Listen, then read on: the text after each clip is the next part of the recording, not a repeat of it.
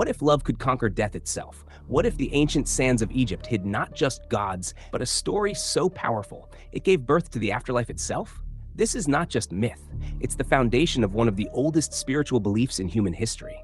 It is the tale of a beloved king, a jealous brother, and a queen whose magic and devotion would create the very first mummy.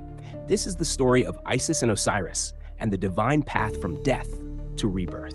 Long ago, Egypt was raw, untamed, scattered tribes and harsh lands. Then came Osiris, born of the earth god Geb and the sky goddess Nut, destined to bring order. He ruled not with a sword, but with wisdom. He taught humans to grow wheat, to build temples, to honor the Nile. He brought laws, music, agriculture, the divine gifts of civilization. By his side stood Isis, the goddess of magic, healing, and protection. She was not merely queen. She was his partner, his equal, his power. Together, they reigned in harmony. But harmony casts long shadows. In the dark corners of the throne room, a figure watched, Osiris's younger brother, Set, the god of storms and deserts. He burned with envy. While Osiris brought life, Set embodied chaos. Where Osiris was loved, Set was feared. He desired power, not to build, but to dominate. And so he devised a cruel and cunning plan. A golden chest, crafted to Osiris's exact dimensions, was carved and enchanted. Set declared a feast in Osiris's honor, hiding his true intent behind celebration. All the gods were present. The music played, wine flowed. Then Set unveiled the chest, shining like the sun. He laughed. Whosoever fits perfectly inside shall claim it as a gift. Each god tried, none fit. Then Osiris stepped forward. He smiled, trusting. Lay down inside, and the moment he did, slam! The lid shut. Nails, spells, chains. Set and his followers sealed the chest and carried it into the darkness. They hurled it into the Nile. The waters closed in silence, and Osiris, king of Egypt, was gone. The sun dimmed. The land wept. Isis, stricken with grief, refused to accept the loss. But she did not mourn in stillness. She transformed into a bird, a falcon, and soared across Egypt. She searched riverbanks, forests, far-off lands, following the whispers of the gods. And far away in the land of Byblos, she found it.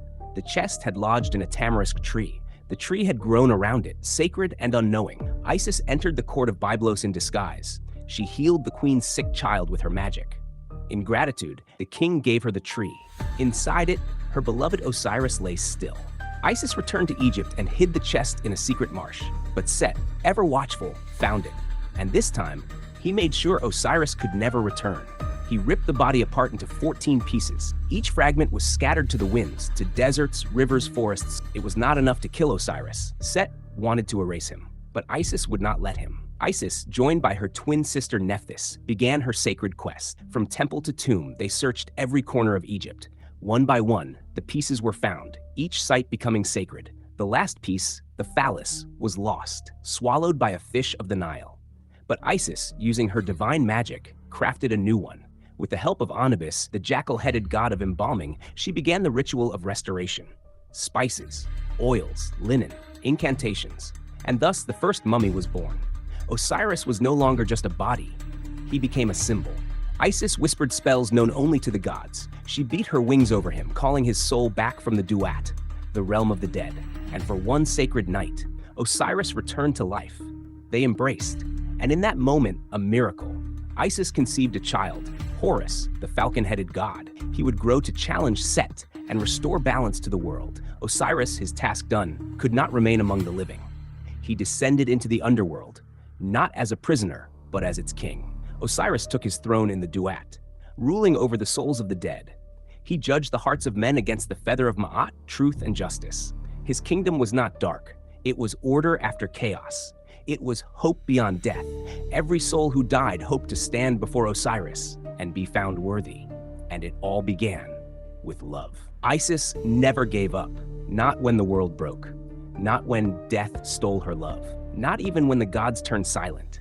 She healed, she searched, she rebuilt. And in doing so, she rewrote the story of death itself. From their tale came the rituals of mummification, the journey to the afterlife, the weighing of the heart, the pyramids, the prayers, the belief in life after death. All of it was born from this divine love story. So when you hear of a mummy, know that it was more than preservation. It was a testament to faith, to rebirth, and to the eternal power of love. If you felt the magic of this story, give it a like and subscribe for more tales of ancient gods and timeless myths. Drop A in the comments if you believe love can overcome anything, even death.